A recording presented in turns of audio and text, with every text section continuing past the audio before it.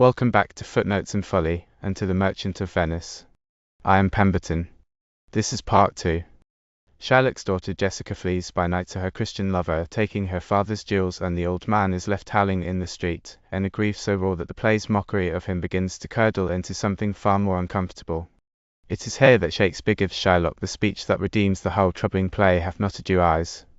The most powerful plea for common humanity in all of Elizabethan drama, spoken by the very character the play means us to laugh at. And in Belmont, the Caskets do their work. The proud suitors choose gold and silver and fail, until Bassanio, choosing the humble lead, wins Portia at last, just as the news arrives that Antonio's ships are lost, and the terrible bond is forfeit. Let us go on. Jessica and Lancelot enter a room in Shylock's house. "I am sorry you are leaving my father like this. Our house is hell, and you, a merry devil, gave it some relief from its dreariness. But farewell. Here is a ducat for you. Lancelot, tonight at supper you will see Lorenzo, who will be a guest of your new master. Give him this letter, and do it secretly. And now farewell. I would not have my father see me talking with you. Farewell. Tears are stopping my tongue, most beautiful pagan, most sweet Jew. If a Christian does not play the rogue and win you, I am much mistaken. But farewell. These foolish drops are drowning my manly spirit. Farewell. Farewell, good Lancelot." Lancelot exits. Alas, what terrible sin is it in me to be ashamed to be my father's child? Yet though I am his daughter by blood, I am not his daughter in his ways. Oh, Lorenzo, if you keep your promise, I shall end this struggle, become a Christian, and be your loving wife. Jessica exits. Raiano, Lorenzo, Salarino, and Salanio enter in a street. No, we will slip away during supper, disguise ourselves at my lodging, and return within the hour. We have not prepared well enough. We have not yet arranged for torchbearers. It will be poor unless it is cleverly managed, and to my mind, it would be better not attempted at all. It is only 4 o'clock now. We have 2 hours to equip ourselves. Lancelot enters with a letter. "Friend Lancelot, what is the news? If it pleases you to open this, it will tell you, I think. I know the handwriting truly. It is a fair hand, and fairer than the paper it is written on is the fair hand that wrote it. Love news, by my faith. With your permission, sir." "Where are you going?" "Indeed, sir, to invite my old master, the Jew, to supper tonight with my new master, the Christian. Here, take this. Tell gentle Jessica I will not fail her, and say it privately. Go, gentlemen." Lancelot exits. "Will you prepare yourselves for this masquerade tonight? I have found us a torch-bearer." "Yes, certainly. I will go about it at once." "And so will I. Meet Graiano and me at Graiano's lodging in about an hour." "That is a good plan." Salarino and Salanio exit. "Was that letter from fair Jessica?" "I must tell you everything. She has explained how I am to take her from her father's house, what gold and jewels she has ready, and what paid clothes she has prepared. If the Jew, her father, ever comes to heaven, it will be for his gentle daughter's sake. And may misfortune never dare cross her path, unless it does so only because she is the child of an unbelieving Jew. Come, go with me and read this as you walk. Fair Jessica shall be my torch-bearer." They exit. Shylock the Jew enters before his house with Lancelot, his former servant and clown. "Well, you shall see. Your own eyes shall judge the difference between old Shylock and Bassanio." "What, Jessica? You shall not gorge yourself as you have done with me." "What, Jessica? Nor sleep and snore and wear out clothes." "Why, Jessica, I say. Why, Jessica." "Who told you to call?" "I did not tell you to call. Your worship used to tell me I could do nothing without being told." Jessica enters. "Did you call? What do you want?" "I have been invited out to supper, Jessica." "Here are my keys." "But why should I go?" "They do not invite me out of love, they flatter me. Still, I will go out of hatred, to feed at the expense of the wasteful Christian. Jessica, my girl, watch my house. I am very unwilling to go. Some trouble is brewing against my peace, for I dreamed of money, bags tonight. I beg you, sir, go. My young master expects your reproach, and I expect his. And they have plotted together. I will not say you will see a masquerade, but if you do, then it was not for nothing that my nose bled last Black Monday at 6 o'clock in the morning, which that year happened on Ash Wednesday 4 years ago in the afternoon." "What, are there masquerades?" "Listen to me, Jessica. Lock up my doors, and when you hear the drum and the vile squealing of the bent-necked fife, do not climb up to the windows, and do not thrust your head into the public street to stare at Christian fools with painted faces. Instead, stop up my house's ears, I mean my windows. Do not let the sound of shallow foolishness enter my sober house. By Jacob's staff, I swear I have no desire to go out feasting tonight. But I will go. You go ahead of me, sirrah. Say I will come. I will go ahead, sir. Mistress, look out the window for all this. A Christian will come by who will be worth a Jewess's glance." Lancelot exits. "What does that fool, that child of Hagar, say, ha?" His words were, "Farewell, mistress, nothing else. A fool is kind enough, but he is a huge eater, snails, low at making profit, and he sleeps by day more than a wild cat. Drones do not hive with me. That is why I part with him, and send him to someone I would like him to help waste his borrowed purse. Well, Jessica, go in. Perhaps I will return at once. Do as I tell you, shut the doors after you. Fast bind, fast find. A proverb never grows stale in a thrifty mind. Shylock exits. Farewell. If my fortune is not crossed, I will have lost a father, and you will have lost a daughter. Jessica exits. The maskers enter, Graiano and Celerino. This is the overhanging porch where Lorenzo asked us to wait. Time he named is almost past. It is strange that he stays beyond his hour, because lovers usually run ahead of the clock. Yes, Venus's doves fly 10 times faster to seal new promises of love than they do to keep faith once it has already been pledged. That is always true. Who rises from a feast with the same sharp appetite he had when he sat down? What horse retraces his long course with the same fresh fire he had when he first began? Everything is pursued with more spirit than it is enjoyed. See how a young, wasteful ship leaves her native bay, dressed in streamers and embraced by the wanton wind, and see how like a prodigal she returns, ribs beaten by weather, sails torn, lean, ripped, and beggared by that same wind. Lorenzo enters. Here comes Lorenzo. More of this another time. Dear friends, forgive me for making you wait so long. It was not I, but my business that delayed you. When you choose to play thieves for wives, I will wait as long for you. Come closer. My father Jew lives here. Ho! Who is inside? Jessica appears above, dressed as a boy. Who are you? Tell me to make me certain, though I would swear I know your voice. Lorenzo and your love. Lorenzo indeed, and truly my love. Whom do I love so much? And now who knows, except you, Lorenzo, whether I am yours? Heaven and your own thoughts are witnesses that you are. Here, catch this casket. It is worth the trouble. I am glad it is night, and you cannot see me, because I am deeply ashamed of my disguise. But love is blind, and lovers cannot see the pretty foolish things they do. If they could, Cupid himself would blush to see me changed into a boy. Come down, for you must carry my torch. What? Must I hold the light up to my shame? Truly my shame is already far too visible. That office would reveal me, love, and I ought to be hidden. You are hidden, sweet, even in the charming dress of a boy. But come at once. The secret night is running away, and they are waiting for us at Bassanio's feast. I will lock the doors, cover myself with a few more jaquettes, and be with you immediately. Jessica exits above. By my hood, she is a gentle soul, and no Jew. Curse me if I do not love her dearly. She is wise if I can judge her. She is beautiful if my eyes are true, and she is faithful as she has proved herself. Therefore, being what she is, wise, beautiful, and faithful, she shall be placed forever in my loyal heart. Jessica enters. What are you here? Come, gentlemen, away. Our fellow maskers must be waiting for us by now. Lorenzo exits with Jessica and Celerino. Antonio enters. Who is there? Signor Antonio. Shame, Gray, no. Where are all the others? It is 9 o'clock. Our friends are all waiting for you. There will be no mass tonight. The wind has changed, and Bassanio will go aboard at once. I have sent 20 people out to look for you. I am glad of it. I want no pleasure more than to be under sail and gone tonight. They exit. A flourish of cornets. Portia enters with the Prince of Morocco and both their attendants. The curtains are drawn aside to reveal the caskets. Draw the curtains aside and show the several caskets to this noble prince. Now make your choice. The first, made of gold, bears this inscription: Who chooses me shall gain what many men desire. The second, silver, carries this promise: Who chooses me shall get as much as he deserves. The third, dull lead, gives a warning just as plain: Who chooses me must give and risk all he has. How shall I know whether I choose rightly? One of them contains my picture, prince. If you choose that one, then I am yours as well. May some god guide my judgment. Let me see. I will examine the inscriptions again. What does this leaden casket say? Who chooses me must give and risk all he has. Must give for what? For lead. Risk everything for lead? This casket threatens me. Men who risk everything do it in hope of great profit. A golden mine does not stoop to the appearance of base metal.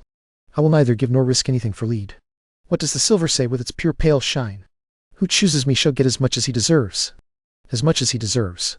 Pause there, Morocco, and weigh your own worth fairly.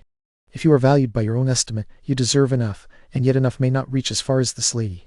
Still, to fear my own deserving would only be weakly underrating myself. As much as I deserve! Why, that is the lady! By birth I deserve her, and by fortune, by grace, and by the qualities of my upbringing. But more than all these, I deserve her in love. What if I went no farther, but chose here? Let me look once more at the saying engraved in gold: Who chooses me shall gain what many men desire. Why, that is the lady! All the world desires her. From the four corners of the earth they come to kiss this shrine, this living mortal saint. The deserts of Lucania and the wide wilderness of Arabia are now like public roads for princes coming to see fair Portia. The sea, whose proud waves spit in the face of heaven, is no barrier to foreign spirits. They cross it as if it were a brook to see fair Portia. One of these three contains her heavenly picture. Is it likely that Leaden contains her? It would be damnable to think so low a thought. It would be too crude to imagine her wrapped and laid, like a burial cloth in a dark grave. Or shall I think she is enclosed in silver, when silver is worth 10 times less than tested gold? O sinful thought! So rich a jewel was never set in anything less than gold. In England they have a coin bearing the figure of an angel stamped in gold, but there the angel is only marked on the surface. Here, an angel lies within a golden bed. Give me the key. I choose here, and may I prosper as I may. There, take it, prince. If my image lies there, then I am yours. He unlocks the golden casket. Oh hell! What have we here? A skull of death, with a written scroll inside its empty eye. I will read the writing. All that glitters is not gold. You have often heard that said. Many a man has sold his life merely to look upon my outside. Gilded tombs hold worms within. If you had been as wise as you were bold, young in body but old in judgment, your answer would not have been written here. Farewell, your suit is cold. Cold indeed, and all my labor lost. Then farewell heat and welcome frost. Portia, goodbye. My heart is too heavy for a long farewell. Thus losers depart. The Prince of Morocco exits with his attendants. A flourish of cornets. A welcome riddance. Draw the curtains. Let every one of his complexion choose me in the same way. They exit. Salarino and Salanio enter on a street in Venice. Why, man, I saw Bassanio's ship set sail. Rahiano went with him, but I am certain Lorenzo is not aboard. That villain Jew raised the Duke with his cries, and the Duke went with him to search Bassanio's ship. He came too late. The ship was already under sail. But the Duke was told that Lorenzo and his loving Jessica had been seen together in a gondola.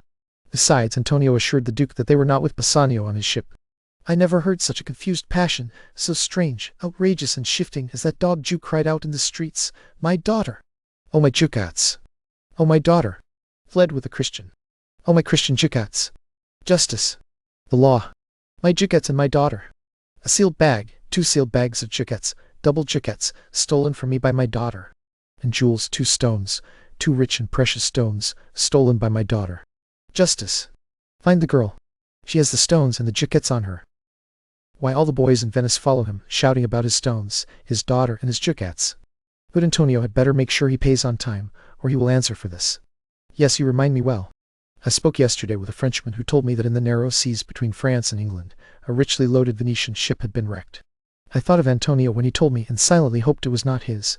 You ought to tell Antonio what you have heard, but do it gently, for it may grieve him. A kinder gentleman does not walk the earth. I saw Bassanio and Antonio part. Bassanio told him he would hurry his return. Antonio answered, "Do not do that. Do not spoil your business for my sake, Bassanio. Stay until the proper time is ripe. As for the Jew's bond, which he holds against me, do not let it trouble your loving mind. Be cheerful, and give your chief thoughts to courtship, and to the graceful signs of love that will suit you there." And then, with his eyes full of tears, he turned his face away, put his hand behind him, and with deep affection wrung Bassanio's hand. So they parted. I think he loves the world only for Bassanio's sake. Come, let us go find him and lighten the sadness he has taken to himself with some pleasure or other. Let us do so. They leave. In a room in Portia's house at Belmont, Nerissa enters with a servitor.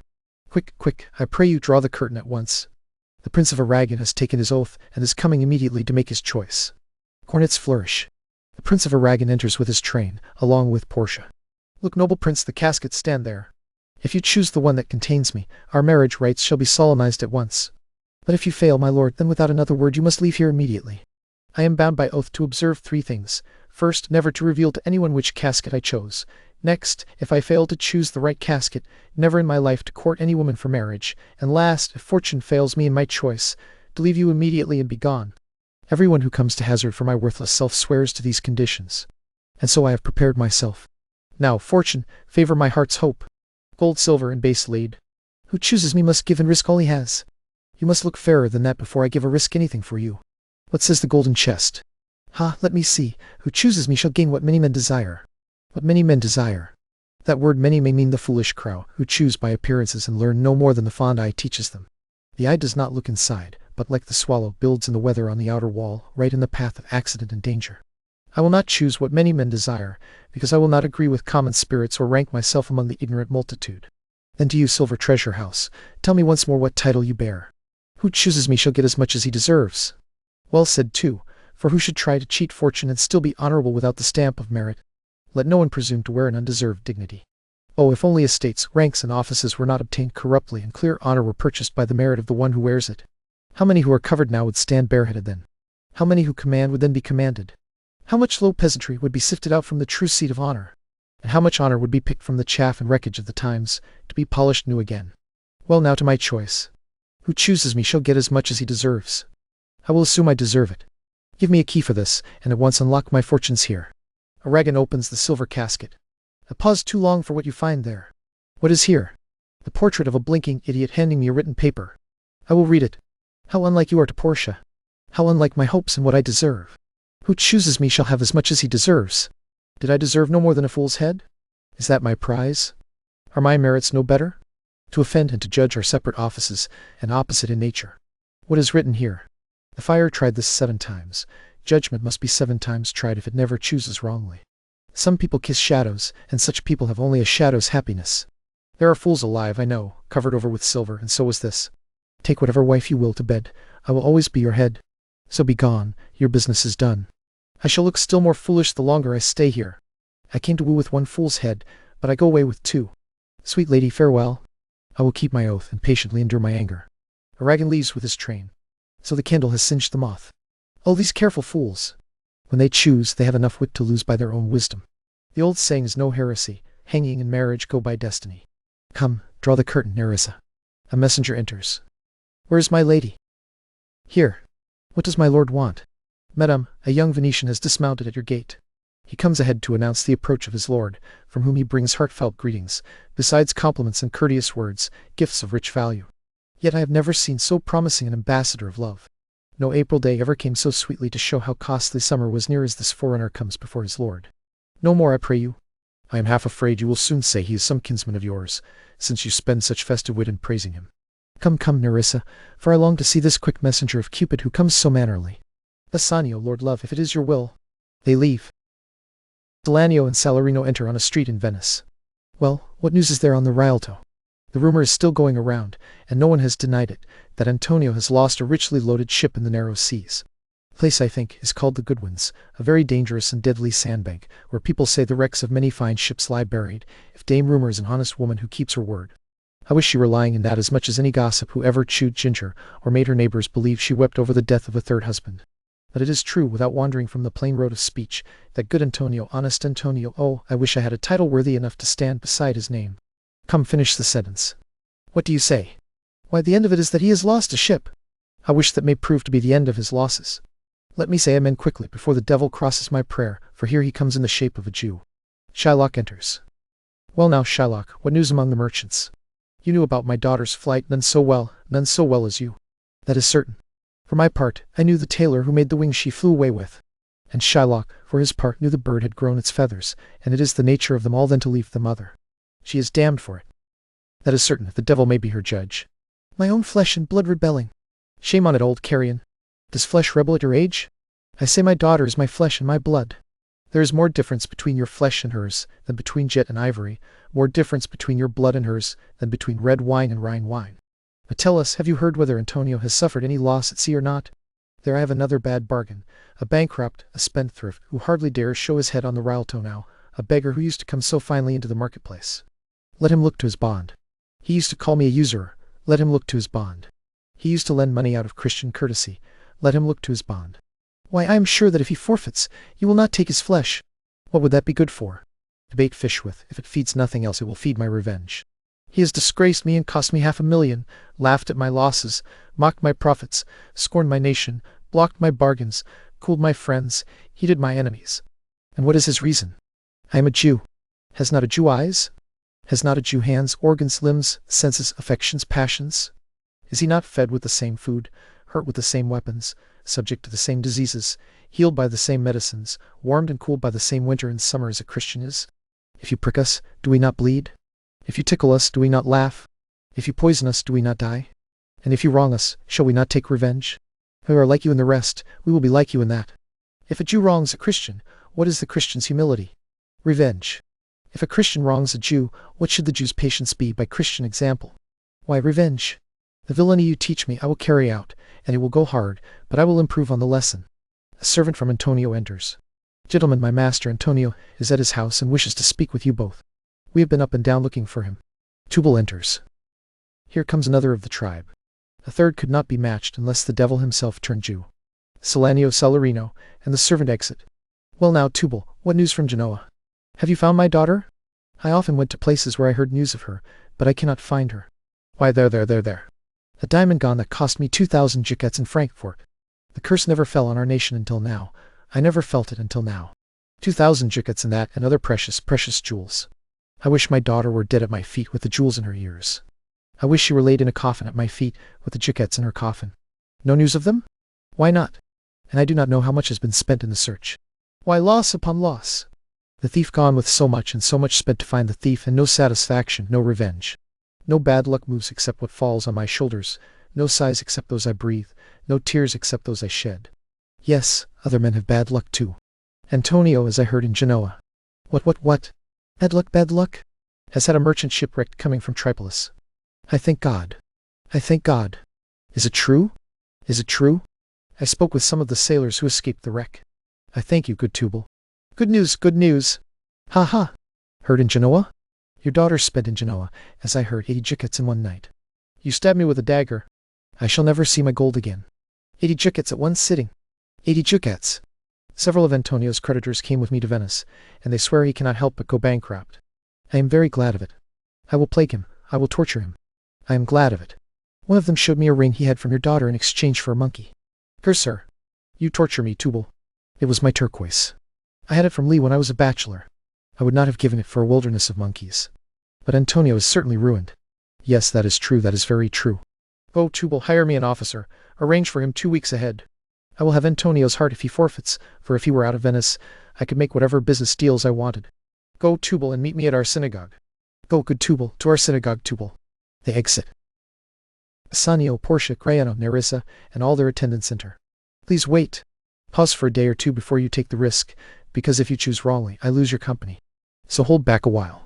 Something tells me, though it is not love, that I would not like to lose you, and you know that hatred would never give such advice. But in case you misunderstand me, and yet a young woman has no tongue except thought, I would keep you here for a month or two before you gamble for me. I could teach you how to choose rightly, but then I would break my oath. I will never do that. So you may lose me. But if you do, you will make me wish I had sinned by breaking it. Curse your eyes, they have looked through me and divided me. One half of me is yours, and the other half is yours too. I meant to say mine, but if it is mine then it is yours, and so I am all yours. These troubles sometimes put barriers between owners and what belongs to them. And so, though I am yours, I am not yours. If it proves so, let fortune go to hell for it, not I. I speak too long, but only to weigh down the time, stretch it out, and draw it longer, to keep you from choosing. Let me choose, for as I am now I live on the rack. On the rack, Bassanio? Then confess what treason is mixed into your love. None except the ugly treason of mistrust, which makes me fear I may not enjoy my love. Friendship and life could sooner exist between snow and fire than treason and my love. Yes, but I fear you speak as one upon the rack, where men under torture will say anything. Promise me life, and I will confess the truth. Then confess and live. Confess and love would be the whole of my confession. What happy torment, when my torturer teaches me the answers that will set me free. But let me go to my fortune in the caskets. Go then. I am locked in one of them. If you love me, you will find me. Nerissa and the rest stand back. Let music play while he makes his choice. If he loses, he will make a swan, like end, fading away with music. To make the comparison fit better, my eyes shall be the stream and watery deathbed for him. He may win, and then what is music? Then music is like the flourish sounded when loyal subjects bow to a newly crowned monarch. It is like those sweet sounds at daybreak that creep into a dreaming bridegroom's ear and call him to marriage. Now he goes, with no less noble a bearing, but with much more love than young Alcides when he rescued the virgin, tribute paid by wailing Troy to the sea monster. I stand here as the sacrifice. The others standing apart are the Dardanian wives, with tearful faces, come out to watch the outcome of the deed. Go, Hercules. If you live, I live. I watch the contest with far more fear than you who fight it. Music plays while Bassanio considers the caskets. The song asks where desire is born, in the heart or in the head, how it is conceived and nourished. It answers that desire is born in the eyes, fed by gazing, and dies in the cradle where it lies. Let everyone ring desire's death bell, ding-dong bell, ding-dong bell. So outward appearances may be least like what they truly are. The world is always deceived by ornament. In law, what plea is so corrupt and tainted that, when seasoned with a gracious voice, it does not hide the look of evil? In religion, what damned error is there that some solemn face will not bless and support with a text, covering its ugliness with fair decoration? There is no vice so plain that it does not take on some mark of virtue on the outside. How many cowards, whose hearts are as false as stairs made of sand, still wear on their chins the beards of Hercules and frowning Mars, but if you searched within them, their courage would be white as milk. They put on only the outward hair of courage to make themselves feared. Look at beauty, and you will see it is bought by weight, and this works a miracle in nature. Those who wear the most of it are made the lightest. Those curled, snake-like golden locks that play so wantonly with the wind on a supposed beauty are often known to be the inheritance of another head, taken from a skull that bred them in the grave. So ornament is only the treacherous shore before a dangerous sea, the beautiful scarf veiling dark beauty, in a word, the false appearance of truth that cunning times put on to trap the wisest. Therefore, you gaudy gold, hard food for Midas, I will have none of you. Nor will I have you pale and common servant passing between man and man. But you thin-laid, which threatens rather than promises anything, your plainness moves me more than eloquence. I choose you here, may joy be the result. How all the other passions vanish into air, doubtful thoughts rashly embrace despair, trembling fear, and green-eyed jealousy. O love, be moderate. Calm your ecstasy. Let your joy fall in measure, restrain this excess. I feel too much of your blessing. Make it less, or I may be overwhelmed. Bassanio opens the leaden casket. What do I find here? There, Portia's portrait. What demigod has come so close to creation? Do these eyes move? Or do they seem to move because they ride upon my own eyes? Here are lips divided, parted by sugar-sweet breath, so sweet a barrier should divide such sweet friends. Here in her hair the painter has played the spider and woven a golden net to trap men's hearts faster than gnats and cobwebs. But her eyes, how could he see well enough to paint them? Having made one, I think it should have had power to steal both of his and leave itself unfinished. Yet as much as the substance of my praise wrongs the shadow by undervaluing it, so much does the shadow limp behind the living substance. Here is the scroll, the container and summary of my fortune. You who do not choose by outward view, take a fair chance and choose truly. Since this fortune falls to you, be content and seek no new one. If you are well pleased with this and hold your fortune as your happiness, turn to where your lady is and claim her with a loving kiss. A gentle scroll. Fair lady, by your leave I come according to these words to give and to receive. Bassanio kisses Portia. Like one of two rivals in a contest who thinks he has done well in the people's eyes, and hearing applause and a universal shout, stands dizzy in spirit, still staring in doubt whether those peals of praise are his or not, so 3 times. Fair lady, I stand now, uncertain whether what I see is true until it is confirmed, signed, and ratified by you. You see me, Lord Bassanio, standing here as I am. For myself alone, I would not be ambitious enough to wish myself much better. Yet for you, I would wish myself multiplied 20 times over, 1,000 times more beautiful, 10,000 times richer, only so that I might stand high in your opinion and exceed all counting in virtues, beauties, wealth, and friends. But the full sum of me, put plainly, is an untrained girl, unschooled and inexperienced. She is happy in this. She is not so old that she cannot learn. Happier still, she was not born so dull that she cannot learn. Happiest of all, her gentle spirit commits itself to yours, to be directed by you as her lord, her governor, her king. I myself, and what is mine, are now turned over to you and yours. Just now I was lord of this fair house, master of my servants, queen over myself, and now, this very moment, this house, these servants, and this same self of mine are yours, my lords. I give them with this ring. When you part with it, lose it, or give it away, let that foretell the ruin of your love, and give me cause to accuse you. Madame, you have taken all words from me. Only my blood speaks to you in my veins, and there is such confusion in all my powers as there is after a fine speech by a beloved prince among a buzzing, pleased crowd, where every separate sound blends together and becomes a wild nothing, except for joy expressed and unexpressed. But when this ring parts from this finger, then life parts from me. Then you may boldly say Bassanio is dead. And there we pause again. Bassanio has his bride and her fortune, but his friend Antonio is in Shylock's power, as Shylock, half mad with grief and hatred, wants not money now but the pound of flesh the law has promised him. Portia, clever Portia, has a plan. Next time, in part 3, the great trial scene, and the most famous speech about mercy ever written. Mind the footnotes, and beware the folly.